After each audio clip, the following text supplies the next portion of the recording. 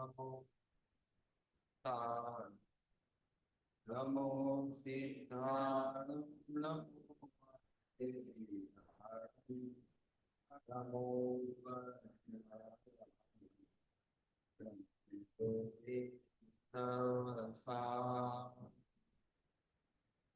मंगलम भगवान वीरो मंगलम गौतम गणे मंगलम कुंद कुंदाद्यो जैन धर्मोस्तु मंगलम सर्वमंगल मांगल्यम सर्वकल्याणकारकम प्रधानां सर्वधर्माणां जैनम जयतु शासनम जैनम जयतु शासनम। आपने आप में आपको वर लिया, चेतना को स्वयं मैं प्रकट कर लिया। हे विरागी प्रभु, हे महावीर जिन, आपके दर चरण मैं शतत नमन। आपके दर चरण मैं शतत नमन। येनात्मा बुध्यतात्मैव परत्वेनैव चापरम् अक्षयानन्तबोधाय तस्मै सिद्धात्मने नमः।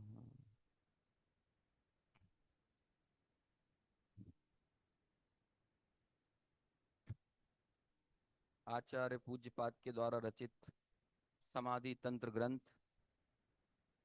बहिरात्मा, अंतरात्मा और परमात्मा, तीन तरह के आत्माओं का वर्णन जिसमें किया गया है। बहिरात्म दशा की प्रवृत्ति को बतलाकर उसे छोड़ने की प्रेरणा दी है, और अंतरात्मा की कैसी मना स्थिति होती है, कैसे अंतरतम की मान्यताएं होती हैं, कैसे उसके अभिप्राय की खोट बाहर निकल गई है, और वो किस तरह से आत्मा का धुनिया हुआ है। धुनिया धुनिया समझते हैं ना, जिसकी धुन लग जाए वो ही कहलाता है धुनिया। जो रुई धुनने वाले लोग होते हैं ना, कपास को धुनते हैं, तो वो लगातार एक ही तरह से प्रक्रिया को बारंबार दोहराते रहते हैं। तो ऐसी वो कपास की धुनाई होती है, तब जाकर वो फिर रुई निकलती है, वस्त्र बनता है, ये पूरी एक प्रक्रिया चलती है।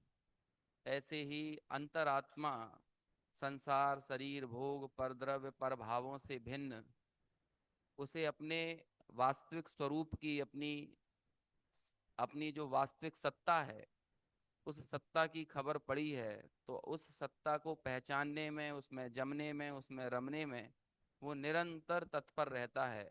और उसकी यही तत्परता उसकी लगन को, उसकी धुन को दर्शाती है। ऐसी धुन की, ऐसी निरंतरता की यहाँ पर चर्चा समाधि तंत्र ग्रंथ में की गई है।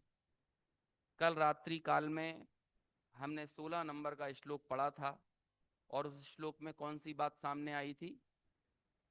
थोड़ी सी आवाज कम लग रही है, मुझे लग रहा है। कम है क्या आवाज? पीछे दिक्कत आ रही होगी थोड़ी। सही है। चलो, मुझे मुझे जोर लगाना पड़ रहा है इसलिए थोड़ा सा हल्का सा बढ़ा सकते हो।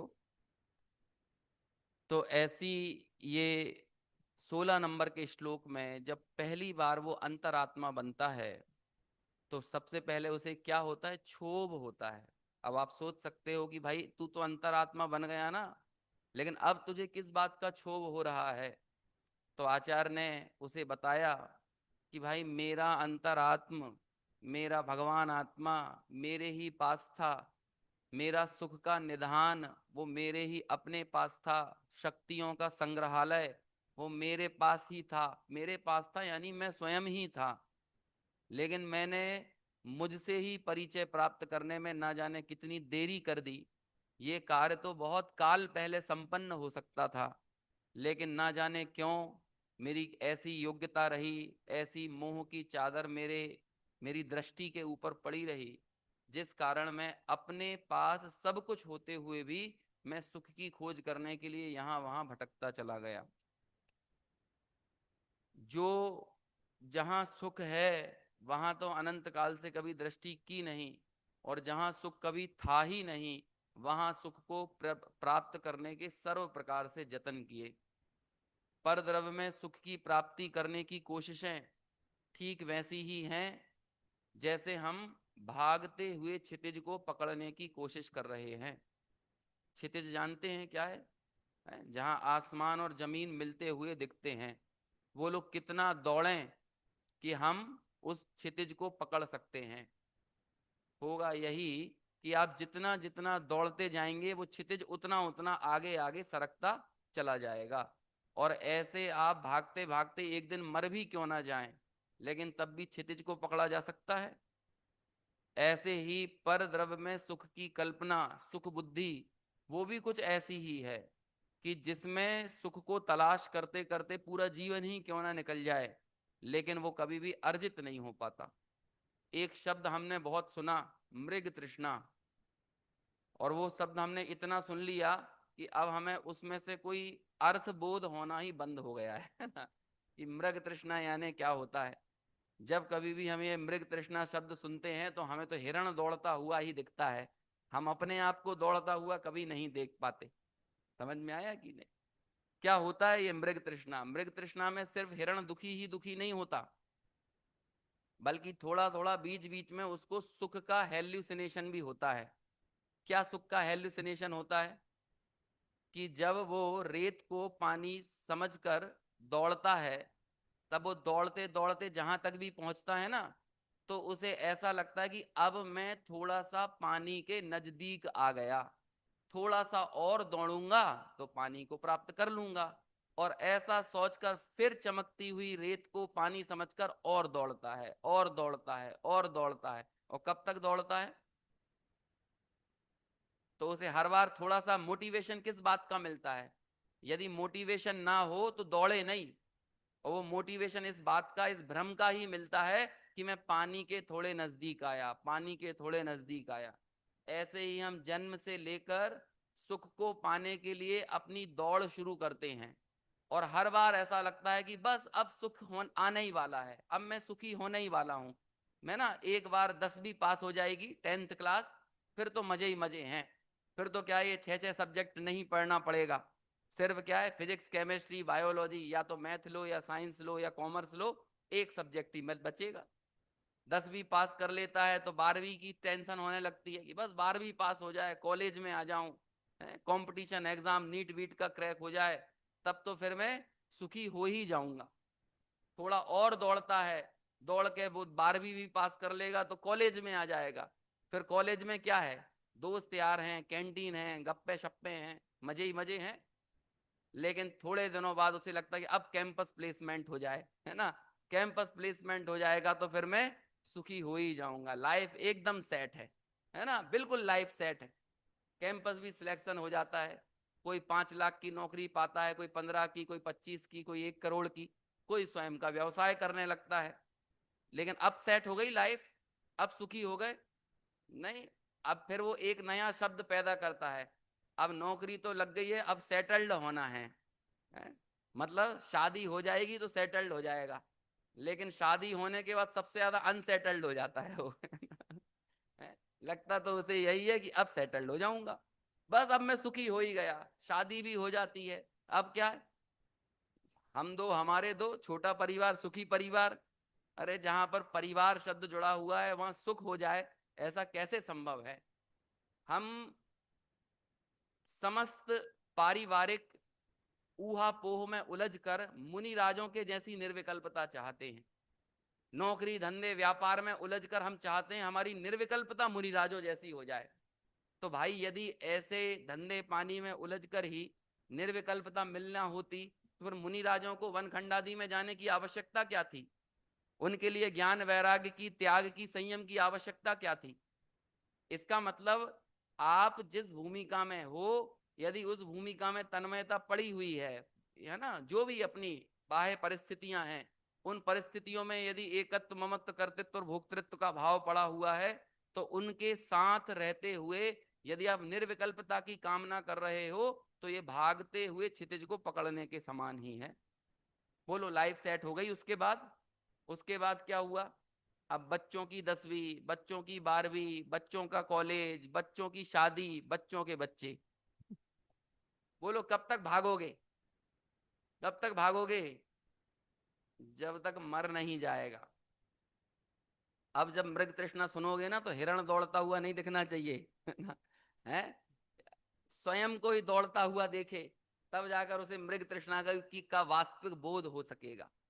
आचार्य यहाँ पर हमें समाधि का तंत्र दे रहे हैं, और समाधि के तंत्र में आचार्य यही समझा रहे हैं कि देखो तो, कि जब जब मैंने सुख की वांछा, मेरे हृदय में एक सुख की सहज जिजीविषा है, सहज जिज्ञासा है सुख की प्राप्ति करने की। हर कोई सुखी, जे त्रिभुवन में जीव अनंत सुख चाहे, दुख तय भयबन। सब जीव सुखी होना चाहते हैं, लेकिन समस्या ये है कि आत्मा का हित किसमें है, इस बात की उन्हें खबर नहीं है, इस बात का उन्हें परिचय नहीं है। और ये आगम, ये जिनवाणी, इसकी उपयोगिता इस मायने में ही बढ़ जाती है कि हमें वो बताती है कि तुम्हारा हित कहाँ है, और तुम्हें तुम्हारा हित खोजने के लिए कहीं जाना नहीं है। वीर शक्ति की चर्चा चल रही थी ना अभी गुरुदेव श्री के प्रवचन में। तो क्या करे? जो स्वरूप की रचना करे, ऐसी जो सामर्थ्यवान है वो वीर शक्ति है। तो जैसे स्वरूप की रचना में सुख भी शामिल है, तो मेरे सुख की रचना करने वाली सामर्थ्य भी मुझ में ही पड़ी हुई है। मेरे सुख की रचना बाह्य से नहीं होगी, पर द्रव्य से नहीं होगी, पर गुणों से नहीं होगी, पर भावों से नहीं होगी। तो उसके लिए मुझे फिर कहाँ जाना पड़ेगा? किसी बाह्य द्रव्य को, पर द्रव्य को देखने के लिए जाना पड़ेगा, या वो लायकात मुझ में ही पड़ी हुई है?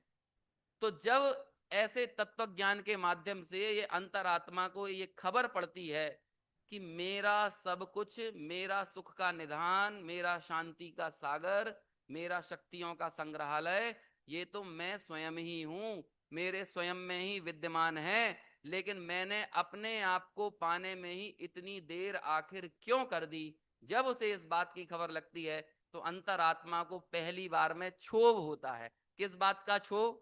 अंतरात्मा बनने का क्षोभ नहीं है, अंतरात्मा बनने में इतनी देर क्यों लगा दी, इस बात का क्षोभ होता है। और आप अपने जीवन में ये सारी चीजें देख सकते हो कि आपको लगता है कि देखो तो, ये कोई भी चीज जिसकी हम खोज कर रहे हो, यदि वो हमें पता चल जाए, ये तो हमारे बगल में ही रखी हुई थी, लेकिन हमने इसको कहां कहां नहीं ढूंढ लिया। समझ में आया? यदि कोई व्यक्ति किसी नौकरी की तलाश कर रहा हो, और पता चल जाए कि अरे तुम्हारे चाचा की कंपनी में ही नौकरी थी, और तुम नौकरी का रिज्यूमे कहां कहां देते फिर रहे थे, तो उसे क्या लगता है? मैंने सबसे तो बोला, लेकिन अपने परिवार में ही मैंने नहीं कहा कि मुझे एक आजीविका की तलाश है। विवाह के लिए लड़की खोजना हो, और दुनिया भर में घूमने चला जाए कि कहीं की लड़की मिल जाए, पता चले कि पड़ोसी के घर में ही बहुत अच्छी, है ना, सुंदर सुशील कन्या बैठी थी, और वो भी ये चाह रहे थे कि इनका बेटा हमारी बेटी से विवाह कर ले। है? तो फिर बोलो, लगता है कि नहीं, मैंने इतने वर्ष आखिर क्यों इधर उधर भटकने में अपना समय बर्बाद कर दिया? लोक में भी ऐसा लगता है हमको। तो ऐसे ही इस परमार्थ के मार्ग में आगे बढ़ने वाला ये अंतरात्मा भी जब अपने सुख के निधान को स्वयं के पास ही पा लेता है, तो उसे भी प्रथम दृष्टया क्या लगता है? उसे इस बात का क्षोभ होता है कि मैंने अंतरात्मा बनने में इतनी देर आखिर क्यों कर दी। अब ये प्रश्न हमें अपने आप से पूछना है कि आखिर अब नहीं तो कब? क्या सिर्फ संसाधनों का गुणगान करके, संसाधनों की वाहवाही कर करके हमारी इतिश्री हो जाएगी? संसाधनों की वाहवाही का मतलब क्या है? हमें जैन धर्म मिला है, हमें क्या कहते हैं, देव गुरु शास्त्र का समागम मिला है, गुरुदेव श्री की वाणी मिल गई है। हाँ, ये सब तो मिल गई, लेकिन क्या इसकी वाहवाही करके ही हमारा काम संपन्न हो जाएगा, या इसका सदुपयोग करना भी बहुत आवश्यक है? एक बहुत सुंदर पंक्ति आती है, पुण्य के उदय का सदुपयोग करो, लेकिन प्रीति एकमात्र शुद्धात्म तत्व से ही करो। बात समझ में आ रही है? क्या कहा? आवाज गूंजने लगी, थोड़ा सा कम करिए।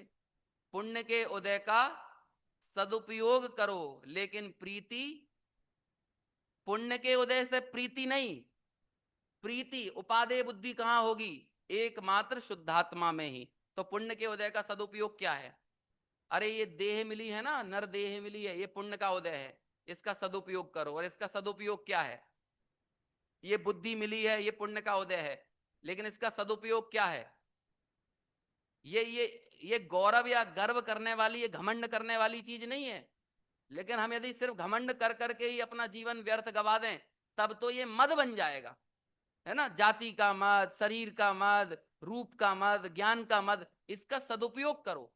लेकिन यदि इसमें उपादेय बुद्धि आ गई है तो फिर तो वो मद कहलाने लगेगा। उपादेय तो सिर्फ एकमात्र शुद्धात्मा ही है।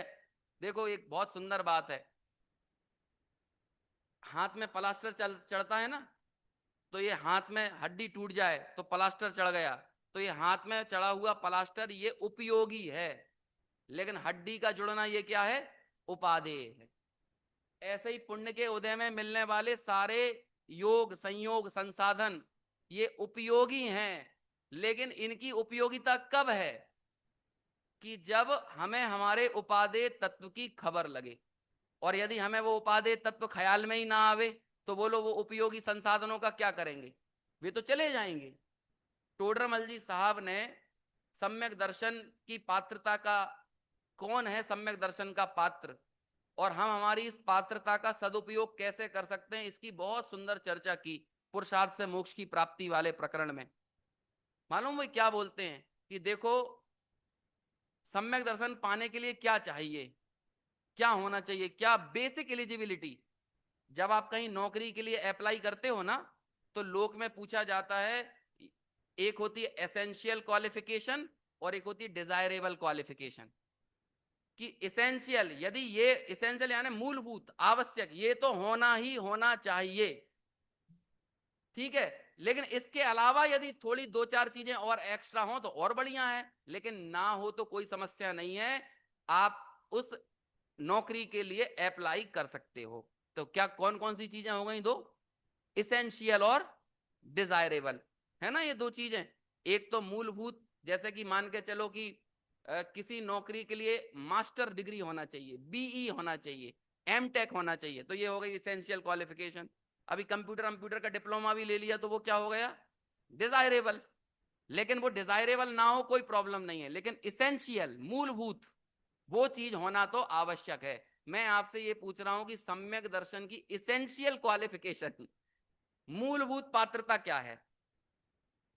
एक आपने कह दिया संगी पंचेंद्रिय पना, और एक चीज और है, क्या है, उसको टोडरमल जी ने अपने शब्दों में परिभाषित किया। पहली को कहा तत्व विचार की शक्ति, और दूसरी को कहा मंद कषाय। कौन कौन से तत्व, और ये टोडरमल जी जब एक शब्द लिखते हैं ना, तो उसके पीछे कर्णानुयोग का बहुत गहरा बेस है। मतलब सिद्धांतों की आधारशिला पर टोडरमल जी अपने शब्दों का महल खड़ा करते हैं। हमें वो महल तो छोटा दिख सकता है, लेकिन उसके नीचे नींव बहुत गहरी पड़ी हुई है। समझ में आया ना, बहुत गहरी नींव है। तो ये दो शब्द जो कह दिए ना, तत्व विचार की शक्ति और मंद कषाय, बस इतना होना चाहिए। क्योंकि यदि तत्व विचार की शक्ति नहीं होगी तो उपदेश दोगे कैसे, उसमें सुनने समझने की पात्रता ही नहीं है। और यदि मंद कषाय नहीं होगी तो उपदेश को ग्रहण करके वो सोचने समझने के लिए तत्पर नहीं होगा। तो ये दोनों चीजें होना चाहिए कि नहीं। अभी अभी बाहर के लोगों का तो जाने दो, आप मुझे इतना बताओ कि यहां विद्यमान लोगों में से किसके पास ये पात्रता नहीं है। यदि तत्व विचार की शक्ति ना होती तब भी आप यहां ना होते, और मंद कषाय ना होती तब भी यहां ना होते। समझ में आया। और 11-11 12-12 घंटे तक सुबह से लेकर रात तक ये चर्चा चल रही है, लेकिन आप में से कोई भी चिल्ला नहीं रहा, चीख नहीं रहा, उकता नहीं रहा, है ना, इधर उधर की बातें नहीं कर रहा, घबरा नहीं रहा। तो ये काय को दर्शाता है, ये हमारी मंद कषाय को दर्शाता है। लेकिन सुनो, ये पूंजी तो हमारे पास हो आ गई है, लेकिन इस पूंजी को बर्बाद करने के भी 3 स्थल होते हैं, टोडरमल जी ने वो भी बताया है। क्या कहा, दिस इज योर कैपिटल, है ना, ये हमारी पूंजी है, लेकिन ये कहां इन्वेस्ट होना चाहिए थी, लेकिन ये कहां वेस्ट हो रही है। अब विचार थोड़ा इस पे करते हैं।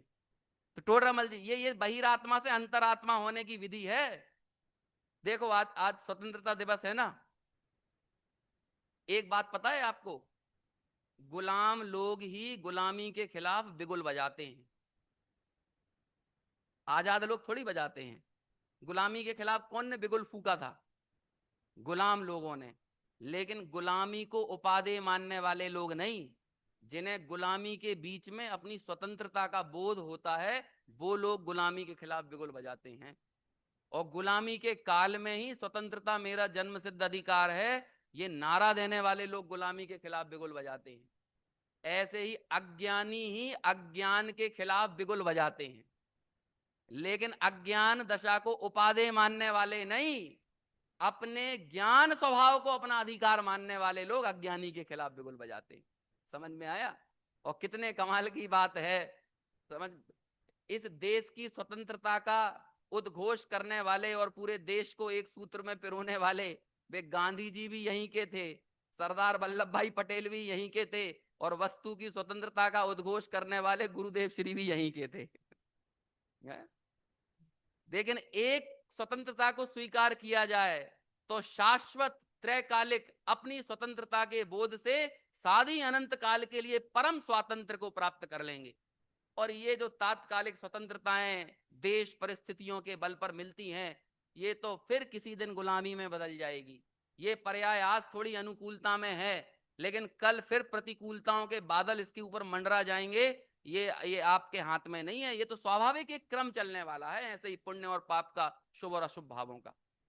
तो अब विचार हमें ये करना है कि हमें जो तत्व विचार की शक्ति मिली है और मंद कषाय रूप ये जो पात्रता मिली है, ये कहां लगना चाहिए थी, लेकिन ये कहां लगकर बर्बाद हो रही है।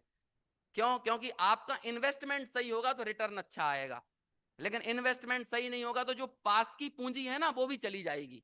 होगा कि नहीं? होता है कि नहीं ऐसा है? 2 का 200 बनाने में तो गुजराती माहिर है ना। है? असली व्यापारी बुद्धि के जनक है कि नहीं?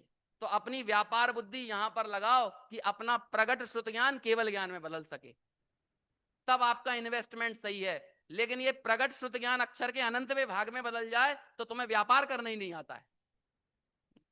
विचार तो करो इस बात का। तो टोडरमल जी कहते हैं, सुनो वो 3 जगह जहां पर ये पूंजी बर्बाद होती है, तत्व विचार की शक्ति और मंद कषाय।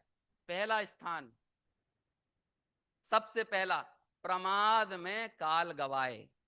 क्या है पहला? प्रमाद। मंद कषाय है, तत्व विचार की शक्ति भी है, लेकिन अब उसके बाद क्या है? कोई निर्णय करने का पुरुषार्थ नहीं करना। आपने यहां सुना दिया, हमने सुन लिया, उसके बाद खाना खा लिया, आके वापस बैठ गए, ठीक है ना। उसके बाद यदि यहां पर चर्चा नहीं चल रही तो बाहर बैठ गए। हिंदुस्तान का आदमी सबसे ज्यादा मालूम क्या करता है? कुछ नहीं। अभी आप लोगों से पूछो, और साहब यहां कैसे, तो मालूम क्या बोलेगा? ऐसे ही। बोलता है कि नहीं? ऐसे ही। इतना फ्री है व्यक्ति कि जेसीबी की खुदाई चल रही हो तो वो भी घंटों देख ले खड़ा होकर। कहीं इमारत बन रही हो तो वो भी खड़ा होकर देख ले, सड़क डल रही हो तो वो भी देखता रहे। ये सब क्या है? अरे तुम्हारी जीवन का आयु का प्रवाह तो क्षण क्षण घट ही रहा है ना। वो तो निरंतर आयु कर्म के निषेक तो निरंतर खिर ही रहे हैं ना। चाहे तुम निर्णय में बुद्धि को लगाओ या फिर ऐसे ही प्रमाद में काल गवाओ, लेकिन आयु जो बीत रही है तो वो बीत ही रही है ना। अभी मंद कषाय थी, तत्व विचार की शक्ति थी, लेकिन हमने उस पूरे के पूरे वक्त का और समय का और उस संसाधन का क्या उपयोग किया? नथिंग। बस सारी चीजें ऐसे ही चली गई। अरे प्रश्न करो यहां कैसे, तो ऐसे ही मत आओ कहीं भी। समझ में आया? कहीं कुछ और काम नहीं था तो हम यहां पर आ गए। ऐसा नहीं होना चाहिए भाई। यहाँ जिनवाणी का कतरा कतरा, चप्पा चप्पा, तत्व ज्ञान का कण कण एकमात्र निर्णय के लिए समर्पित होना चाहिए। इस दुनिया में 2 ही चीजें धर्म हैं, वास्तव में तो एक ही धर्म है, वो है स्वसंवेदन। चाहे 10 सेकंड का हो, चाहे 10 सालों का हो, चाहे 10,000 वर्षों का हो, चाहे अनंत काल का हो, धर्म तो क्या है? स्वसंवेदन। लेकिन पूर्वचर व्यवहार से स्वसंवेदन का प्रयास भी धर्म कहा जाता है। जिसके जीवन में स्वसंवेदन नहीं और स्वसंवेदन का प्रयास नहीं, वो चाहे जो कर रहा है लेकिन एक रत्ती भर का धर्म भी नहीं कर रहा है। अपनी प्रवृत्तियों से अपना आकलन मत करो कि मैं कहां पर प्रवृत्त हो रहा हूं, मैंने इतना घंटा यहां पर बिताया। लेकिन जितनी देर आपने स्वसंवेदन का प्रयास किया वही धर्म कहने में आएगा, और स्वसंवेदन को पा जाओगे तो धर्म रूप परिणत हो जाओगे। इसलिए यदि इस प्रयास से रहित हम अब सब कुछ, भगवान की भक्ति, भगवान की पूजा, जिनवाणी का पठन, जिनवाणी का श्रवण, सब कुछ, चाहे प्रथमानुयोग की कथाएं पढ़ो, चाहे कर्णानुयोग से विचार करो, चाहे चरणानुयोग से आचरण पद्धति को समझो, चाहे द्रव्यानुयोग से भेद विज्ञान को समझो, जितना जितना हमारी कोशिशें स्वसंवेदन के लिए समर्पित हैं, बस उतना उतना ही समझ लीजिए जीवन में धर्म घटने की संभावना है। और जहां पर स्वसंवेदन का कोई लक्ष्य ही नहीं है, आप अपने मूल्यांकन को चाहे जैसे करना चाहो वैसे करना, लेकिन आप धर्म रूप परिणत होने की कोई कोशिश नहीं कर रहे हो। और गुरुदेव श्री का यदि सबसे बड़ा कोई अवदान इस युग का है, तो उन्होंने स्वसंवेदन को अन्य समस्त चीजों से ऊर्ध्व साबित किया है।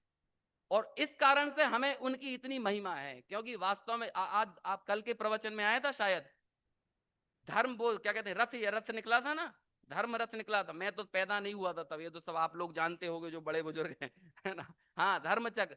तो गुरुदेव अपने प्रचार के लिए धर्म चक्र निकला ना, मतलब सोनगढ़ की धारा के लिए, सोनगढ़ के प्रचार प्रसार के लिए निकला ना, तो थोड़ी बहुत तो उपादेय बुद्धि दिखा देते उसमें।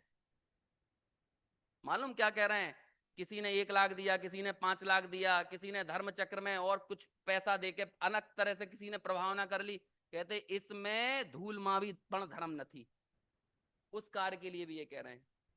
इससे अपने आप को सेठियों को ऐसे संबोधित करते हुए कह रहे हैं कि तुमने उसमें थोड़ी सी सहभागिता कर ली तो अपने को बड़ा धर्म शिरोमणि मत समझने लगना, लेकिन जितना तुम भेद विज्ञान का प्रयास कर रहे हो, जो शक्तियों की चर्चा चल रही थी, दृष्टि चिति शक्ति, इसमें यदि बुद्धि लगाओगे और अपने स्वरूप को जानोगे ना, तो उससे कार्य घटित होगा। तो पहला स्थल कौन सा हुआ, प्रमाद में काल गवाए। दूसरा स्थल, मंद कषाय सहित विषय सेवन आदि में प्रवृत्ते। कौन सा है दूसरा स्थल, मंद कषाय सहित, ये सब लिखा है पुरुषार्थ से मोक्ष की प्राप्ति का प्रकरण जहां पर खत्म होता है, टोडरमल जी के मूल शब्द हैं ये। कहां पर, मंद कषाय सहित विषय सेवन में प्रवर्ते। तो ये क्या हो गया, हमारे पिताजी हैं, उन्हें जहां ले जाओ वो वहां चले जाते हैं, दुकान पे बैठा दो तो दुकान पर बैठ जाते हैं, टीवी दिखाने बिठा दो तो टीवी देखने लगते हैं, सिनेमा ले जाओ तो सिनेमा चले जाते हैं, जो खाना सामने रख दो वो चुपचाप खा लेते हैं। तो ये क्या हुआ, विषय सेवन में प्रवर्ते, लेकिन कैसे प्रवर्ते, मन कसाय सहित प्रवर्ते। तो कहते हैं इन्वेस्टमेंट नहीं है, ये भी वेस्ट हो रहा है। झल्लाते नहीं है, यदि नमक कम पड़ जाए खाने में तो झल्लाते नहीं है, चुपचाप जैसा मिल जाता है वैसा खा लेते हैं। तो वो लोग क्या लगता है, कभी नहीं कहते। बच्चे यदि समाचार लगा देते हैं तो समाचार देखने लगते हैं, पिक्चर लगा देते हैं तो शांति से पिक्चर देखने लगते हैं। यदि उनको काकरिया लेक घुमाने ले जाओ तो वहां चले जाते हैं, और आईनॉक्स ले जाओ तो वहां चले जाते हैं। उन्हें कोई समस्या नहीं है, उन्हें किसी में कोई भेदभाव नहीं है, बीतरागी भाव रूप परिणत हो रहा है। ऐसा लगता है कि आपको, इसे टोडरमल जी ने कहा ये भी वेस्ट हो रहा है, ये तत्व विचार की शक्ति और मंद कषाय रूप पूंजी है ना जो, वो बर्बाद हो रही है। मंद कषाय सहित विषय सेवन में प्रवर्ते। और तीसरा स्थल तो बड़ा खतरनाक है, और जिंदगी भर गुरुदेव श्री ने उसी का सबसे ज्यादा शंखनाद किया है, व्यवहार धर्म में प्रवर्ते। और इसे भी टोडरमल जी क्या कह रहे हैं, ये भी इन्वेस्टमेंट नहीं है, ये भी क्या हो रहा है, यहां भी वेस्ट ही हो रहा है। क्यों, क्यों हो रहा है, क्योंकि टोडरमल जी दूरगामी बात कर रहे हैं, एक आध भाव की बात नहीं कर रहे। वो कह रहे हैं हो सकता है इस व्यवहार धर्म में परिवर्तन करके तू अगले जन्म में स्वर्ग आदि गतियों में चला जाए, लेकिन कालांतर में परंपरा से वापस में निगोद में चला जाएगा। हम तेरा अनंत काल देख रहे हैं, तू सिर्फ अगला भाव देख रहा है। समझ में आया।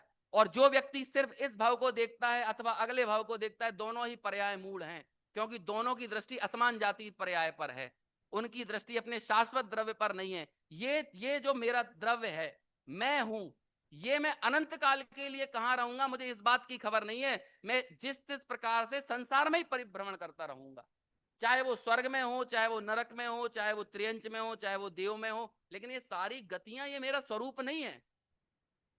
और इन सारी गतियों में जाकर मैं किसी ना किसी प्रकार से पर द्रव्य में ही सुख की वांछा करता रहूंगा। और पर द्रव्य से सुख की वांछा के लिए गुरुदेव श्री के कल के व्याख्यान में 3 बार प्रयोग आया था, भिखारी, है ना, संबोधन यहां से करते हैं भिखारी।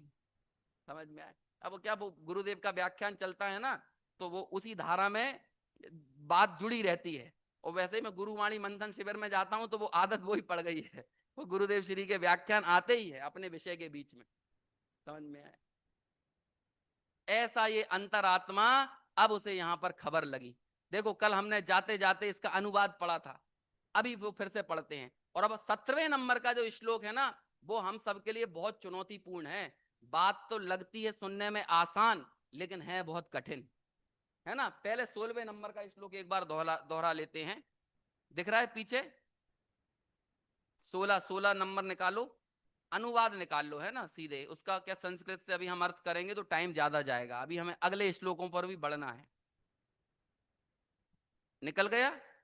इंद्रिय विषय विमुग्ध हो, उनको हित कर जान, मैं आत्मा हूं नहीं लखा, भूल गया निज भान। यही मेरे जीवन की सबसे बड़ी विडंबना थी। मैंने अपने मैं इस सबसे जरूरी शब्द में हर चीज के बाहरी आडंबरों को ओढ़ा। मैं मनुष्य, मैं त्रियंच, मैं देव, मैं नारकी, मैं पुरुष, मैं स्त्री। समझ में आया? मैं गुजराती, मैं मराठी, मैं बेतालीस, मैं रायदेश। है? लगाते चले जाओ जितना जितना जितना लगाना है।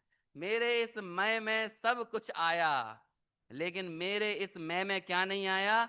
मैं आत्मा हूं नहीं लखा, भूल गया निज भान।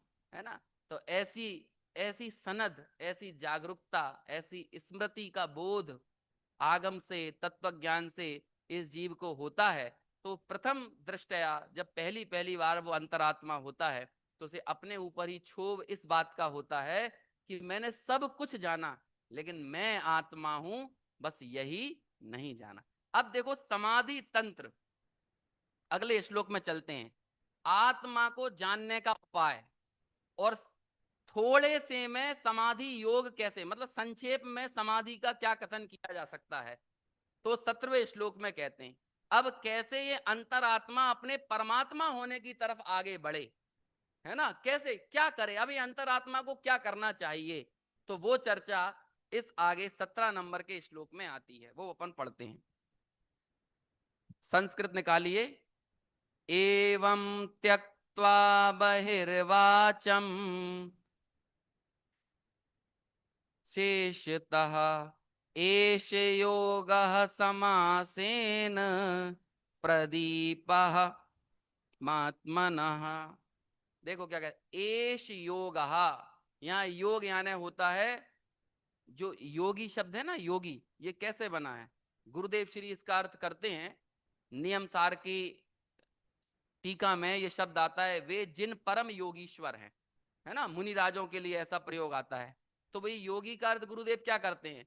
जिसने अपने परिणामों को अपने त्रिकाली ध्रुव से जोड़ा, योग यानी जोड़ना होता है ना, तो इस जोड़ने को बोलते हैं योग।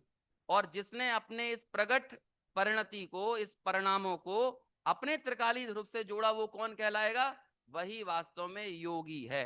और यही योग है, यही समाधि है। तो यहां संस्कृत में शब्द आया है एष योगः, ये योग है। और इसी का एक पर्यायवाची शब्द टीकाकार ने लिखा, यही समाधि है। और आगे लिखा है समासेन, यानी संक्षेप में समाधि का यही स्वरूप है। क्या है समाधि का संक्षेप में स्वरूप? तो अब ऊपर वाली लाइन की तरफ आगे चलते हैं। एवं त्यक्त्वा, इस प्रकार से त्याग कर। किस प्रकार से त्याग कर? कि मैं पिछली वाले श्लोक से जोड़ना पड़ेगा, एवं शब्द आया है ना, और आगे के श्लोकों में भी ये बात आएगी, तो पहले से भी जोड़ो। पहले भी ये कहा था कि मैं आत्मा हूं, ये मुझे लखना है, और मैं आत्मा हूं इसी को मुझे निरंतर इस अनुभूति को बनाए रखना है। डॉक्टर साहब छोटे दादा के साहित्य को जब आप पढ़ेंगे, अनुशीलन को पढ़ेंगे, तो अनुशीलन में प्रत्येक प्रवचन जो है ना, हर एक गाथा पर उन्होंने जो अनुशीलन लिखा है, उसकी समाप्ति कैसे करते हैं, अथवा अपने साहित्य की भी समाप्ति कैसे करते हैं। या जो जो लोग कई बार डॉक्टर साहब के पास जाते थे और अपनी स्लैम बुक भरवाते थे, मतलब उनसे कहते थे कुछ 4 लाइनें लिख दीजिए और अपना एक ऑटोग्राफ दे दीजिए, है ना। मैं मुंबई गया हूं तो मैंने कई लोगों के यहाँ जाकर देखी है, वो मेरे से भी मांगते हैं तो मैं देता हूं, और फिर वहीं पर डॉक्टर साहब का भी पूर्व में कोई ना कोई दिख जाता है। तो मालूम वो क्या लिखते हैं, सब जगह एक ही चीज लिखी मिलती है, आत्मा को जानना, इसे पहचानना और इसी में जमना रमना, बस यही एकमात्र धर्म है। और हम आत्मा को पहचाने, आत्मा को जाने, उसमें रमे जमे, बस इसी के लिए ये मनुष्य भाव है और नर भाव है, और इसके अलावा अन्य कोई भी धर्म ना है, ना धर्म था और ना धर्म हो सकता है। ऐसे ही मैं आत्मा हूं, बस ये जो अंतरात्मा को ये जो सनद हुई है, सनद मतलब ये जो जागरूकता आई है, ये जागृति हुई है, यही जागृति यदि उसकी निरंतर बनी रहे, जैसे जैसे उसमें मग्नता बढ़ती चले जाए, और मग्नता बढ़ने के परिणाम स्वरूप क्या होगा, जैसे जैसे जीव विज्ञान घन होता जाता है, वैसे वैसे आश्रमों से निवृत्त होता जाता है। आश्रमों से निवृत्त होने के लिए आश्रव को नहीं देखना, आश्रव से निवृत्त होकर जैसा तेरा स्वरूप है उसी में, उसी को जानना, उसी में जमना, उसी में रमना, और जैसे जैसे तेरी अपने स्वरूप के प्रति सघनता होती चली जाएगी, वैसे वैसे आश्रमों से निवृत्त होता चला जाएगा, है ना। तो अब वो यही कहते, एवं ऐसा स्वरूप जानकर, मैं आत्मा हूं इस चीज को जानकर पहचान कर क्या करना, त्यक्त्वा छोड़ देना, क्या छोड़ देना, बहिर्वाचम। अभी लो वचन तो हम पूरी तरह से नहीं छोड़ पा रहे, लेकिन कम से कम ज्यादा बोलना छोड़ देना चाहिए। समझ में आया है? तुम खामोश रहो, खामोश रहो, जितना हो सके उतना खामोश रहो, या फिर कुछ ऐसी बात कहो जो खामोशी से बेहतर हो। समझ में आया? नहीं तो क्या करो, खामोश रहो, या फिर बोल रहे हो तो वो बोलो कि जो तुम्हारी चुप्पी से ज्यादा अच्छी हो और उसकी वाकई में जरूरत हो। नहीं तो सिर्फ व्यवहार निभाने के लिए, बोलने के लिए, मुंह चलाने के लिए ही मुंह मत चलाओ, क्योंकि आप जरूरत से ज्यादा बोलोगे तो निश्चित तौर पर झूठ बोलोगे। समझ में है? वाणी की बहुत विशेषता है भैया। समाधि का समाधि, परम समाधि अधिकार है ना नियम सार ग्रंथ में, वहां पर पहला शब्द है मोतूर्ण वयण रयणम। पहला शब्द क्या है, मोतूर्ण, यानी छोड़ो, वचनों की रचना छोड़ो। समाधि की चर्चा चल रही है, समाधि में जाने के पहले क्या करना पड़ेगा, मोतूर्ण वयण रयणम, ये वचनों की रचना, जबरदस्ती बोलना, ज्यादा जरूरत से ज्यादा बोलना, बोलने के लिए बोलना, ये सारी चीजों के लिए कहा मोतूर्ण वयण रयणम। और यहां पर भी कहां से शुरुआत कर रहे हैं, अरे ये जो जिनवाणी के शब्द हैं ना, ये भी वास्तव में हमें मौन में ले जाने के लिए हैं। ये शब्द यदि शब्द रूप में ही निरंतर बने रहें तो ये इनकी सार्थकता थोड़ी है। देखो एक बात कहता हूं, जरा अपने जीवन में इस बात का विचार करना, तत्व चर्चा, तत्व चिंतन और तत्व अनुभूति, ये 3 शब्द हैं। जरा इन तीनों में से कौन सी चीज संबर निर्जरा है, इसका विचार करो। तत्व चर्चा कौन सा तत्व है, अजीब। तत्व चर्चा कौन सा तत्व है, अजीब तत्व है ना, ये तो भाषा वर्गणा है। बोलो, अब यदि कोई तत्व चर्चा में संतुष्ट है तो कौन से तत्व में संतुष्ट हो गया है, और आगे बढ़ो, तत्व चिंतन कौन सा तत्व है, आश्रव। तो जो तत्व चिंतन मात्र में संतुष्ट हो गया है तो वो क्या है, आश्रव में संतुष्टि है। तो फिर क्या है, इनकी खूबसूरती क्या है, तत्व चर्चा जब जब भी प्रतिपादित होती है, तत्व चर्चा जब जब भी जिंदा रहती है, वो इस बात के लिए जिंदा है तत्व चर्चा कि कोई आके मेरा मर्डर कर दे। और मालूम तत्व चर्चा का मर्डर कौन करेगा, तत्व चिंतन। लेकिन ध्यान रखना, तत्व की चर्चा भोगों की चर्चा में जाके नहीं मरना चाहिए, तत्व चर्चा तत्व चिंतन में जाके मरना चाहिए, ये उसकी खूबसूरती है। हम इसे मार तो देते हैं तत्व चर्चा को, लेकिन विषय कसायों की और भोगों की चर्चा करके, क्योंकि जब तक तत्व चिंतन रूप परिणत नहीं हुआ है, तो टोडरमल जी के शब्द है ना, साधर्मियों को तो परस्पर चर्चा ही चाहिए है। लेकिन बोलो उस चर्चा की खूबसूरती क्या है, कि तत्व चिंतन में परिणत हो। और तत्व चिंतन की खूबसूरती क्या है? तत्व चिंतन अपनी उपस्थिति में अपने प्रति उपादेय बुद्धि नहीं करती है। तत्व चिंतन की खूबसूरती यही है कि वो तत्वानुभूति में जाकर स्वयं मिट जाए। यही उसकी सबसे बड़ा सौंदर्य है, उसकी सुंदरता है। लेकिन तत्व चिंतन विषय कसाय भोगों के चिंतन में जाकर नहीं मरना चाहिए। ये साधर्मी की, ये आत्मार्थी की जिम्मेदारी है कि वो कैसे अपनी चर्चा को, चिंतन और चिंतन को अनुभूति तक लेकर जाए। लेकिन सिर्फ चर्चाओं का अतिरेक, और फिर चर्चाओं में भी तत्व चर्चा तो छोड़ दो, विषय कसायों की, भोगों की चर्चा। आप देखो तो सही, हमें पता नहीं है कि हम कैसे जबरदस्ती की बातें करके कई बार हिंसा, झूठ अकेला नहीं, हिंसा, झूठ, चोरी, कुशील, परिग्रह, इन पापों का पोषण कर देते हैं। आप किसी के घर में बैठने गए और गर्मी लग रही है, बेचारे घर में एसी नहीं था, तो आपने इतना, अरे आपके यहाँ एसी नहीं लगा क्या? अब बेचारे की जिंदगी नरक बन गई। अब वो यही सोचेगा, मेरे पास एसी नहीं है, मेरे पास एसी नहीं है, तो आपने उसके अंदर परिग्रह की भावना प्रज्वलित कर दी है। आप गए, अरे आपके पास फोर व्हीलर नहीं है। अब आपको तो 1 सेकंड लगा अपनी जवान को ऊपर तलुआ से मारने में लेकिन बेचारे आपके शब्दों से उसके जीवन में क्या स्थिति बन रही है आपको पता नहीं है। आप किसी के घर गए 5 मिनट बोलने के लिए, बात करने के लिए, और आप अपनी बिटिया की शादी कब कर रहे हो? अरे भैया तुमसे ज्यादा वो परेशान है, लेकिन तुमने ये बोल दिया है ना, अब वो बेचारे की जिंदगी नरक बन गई है। अब वो और ज्यादा इसी तनाव में और चिंता में रहने लगे। देखो सब लोग कह रहे हैं, सब ये कह रहे हैं, हमें नहीं पता है। ये जो क्षमा वाणी का पर्व आता है ना, ये अकेली क्षमा वाणी नहीं है, ये मार्दव वाणी है, ये आर्जव वाणी है, ये शौच वाणी है। समझ में आया? ये सत्य वाणी है, ये संयम वाणी है। आपको क्या मालूम है कि आप अपनी वाणी का जरा एनालिसिस करके देखो, जितनी चर्चाएं करते हो उसमें क्या क्या बातें आती हैं सामने। कहीं असंयम का पोषण होता है, कहीं परिग्रह का पोषण होता है, कहीं अत्याग का पोषण होता है, कहीं आतप का पोषण होता है, कहीं मान का, कहीं लोभ का, कहीं मायाचारी का। तो इसलिए आचार्य क्या कह रहे हैं, इतनी चंचलता के साथ आत्मा आत्मा को जानने में आखिर लगेगा कैसे? तो क्या छोड़ना सबसे पहले? त्यक्त्वा बहिर्वाचम, ऐसे बहिर्वचनों का त्याग करे। और फिर दूसरे नंबर पर क्या लिखा?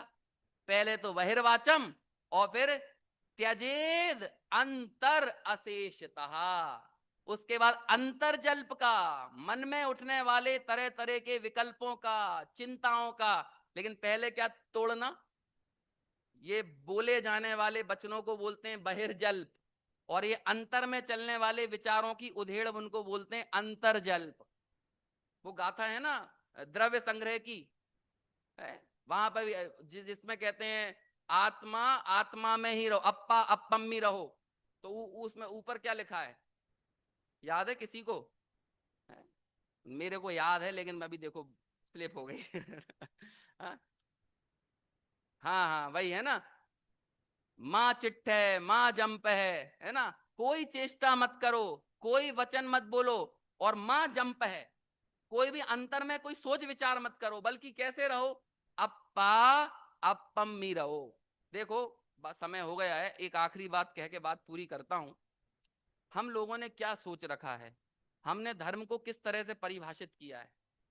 हम हमारे ज्ञान में किसी गेय को उलझा कर रखना चाहते हैं, लेकिन ज्ञान का ये स्वभाव नहीं है कि वो गेयों में उलझ जाए या गेयों को अपने में उलझा ले। ज्ञान तो अपने अविरल प्रवाह के साथ स्वतंत्र बहते रहना चाहता है, और हमारी तन्मयता उस ज्ञान स्वभाव के निरंतर प्रवाह के साथ होना चाहिए। किसी गेय में पड़े हुए, किसी गेय में बंधे हुए ज्ञान के साथ तन्मयता नहीं होना चाहिए। यदि गेय में पड़े हुए ज्ञान में आप तन्मय हो, तो ये विशेष का आविर्भाव है और सामान्य का तिरोभाव है। और होना क्या चाहिए? सामान्य का आविर्भाव और विशेष का तिरोभाव। अब देखो हम क्या चाहेंगे, हम ये चाहेंगे कि मैं ध्यान में बैठा हूं, मैं चिंतन में बैठा हूं, तो मेरे को बस भगवान दिखते रहे। चेतन धाम में मैंने जो प्रतिमाएं देखी, बस वही मेरे ध्यान में रहे। ये क्या है? कोशिश ज्ञेय को उलझा कर रखना ज्ञान में। लेकिन ज्ञान का ये स्वरूप नहीं है। यदि उस ज्ञान के प्रवाह में आपका घर दिख गया, आपकी दुकान दिख गई, तो ये भी ज्ञान की प्रत्येक समय की जानने की योग्यता से ही हो रहा है, ये बिना उसके नहीं हो रहा है। ज्ञान में किसी गेय को मत लटकाओ, बल्कि ज्ञान रूप में हूं इस बात का बोध पैदा करो।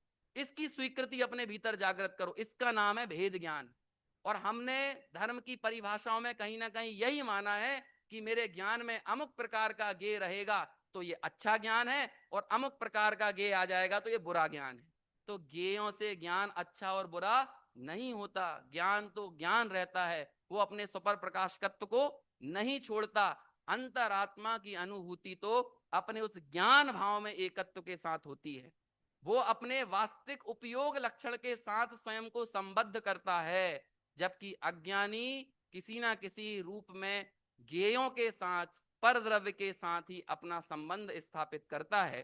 चूंकि वो परद्रव्य से जुड़ा है, इसलिए यही उसका बहिरात्मपन है, और ज्ञानी अपने स्वभाव से जुड़ा है, यही उसके अंतरात्मा होने का लक्षण है। शेष चर्चा आगे दोपहर में।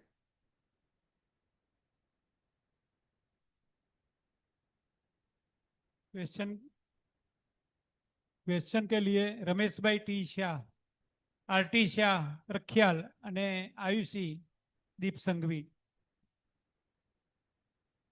બેઠી। हाँ, आवाज आवाज नहीं है माइक में। हेलो रमेश भाई। हाँ लो आयुषी।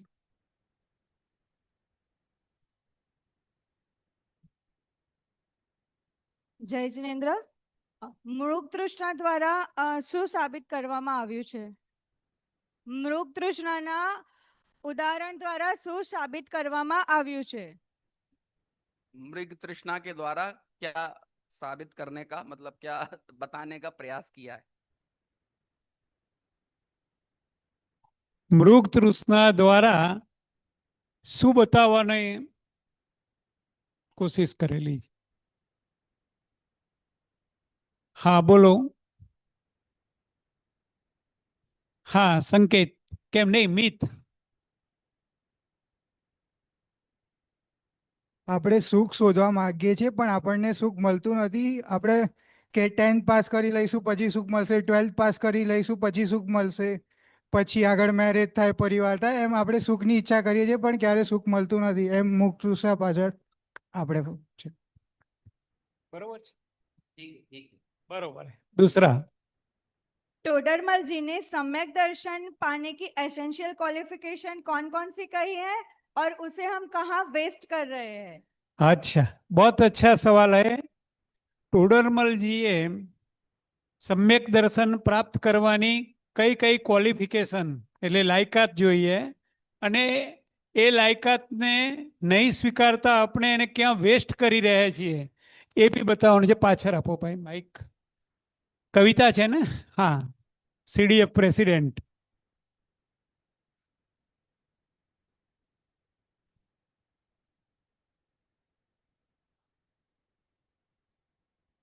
તત્વ વિચાર અને મંદ કશાય, અને આપણે શેમાં રોકાઈ રહીએ છીએ તો तत्व विचार की शक्ति, તત્વ વિચાર की શક્તિ और મંદ કશાય, અને પ્રમાદમાં સમય ગમાઈએ છીએ।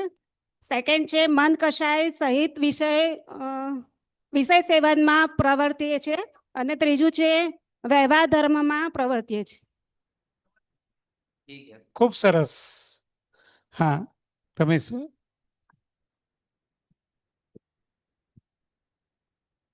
हेलो जय जिनेन्द्र। आज આપણે સંવાદી તંત્રમાં ગાથા 16 અને 17 ચાલી। અવાજ અવાજ। हेलो હાલો હાલો હાલો હેલો આજે આપણે સંવાદી તંત્રમાં ગાથા નંબર 16 અને 17 ચાલી। પંડિતજીએ શરૂઆતમાં જ કહ્યું હતું કે અત્યાર સુધી તો આ જીવ બહિરાત્મા હતો, હવે અંતરાત્મા થયો, તો અંતરાત્મા થતા એને કેવા કેવા વિચારો આવે છે? અત્યાર સુધી જીવ બહિરાત્મા હતો, પણ એને અંતરાત્મા થતા કેવા કેવા વિચારો આવે છે તે જણાવવાનું છે। બોલો કોઈ નવા જેન્ટ્સમાં નવા કોઈ? હા આપો, અહીં આપો। હા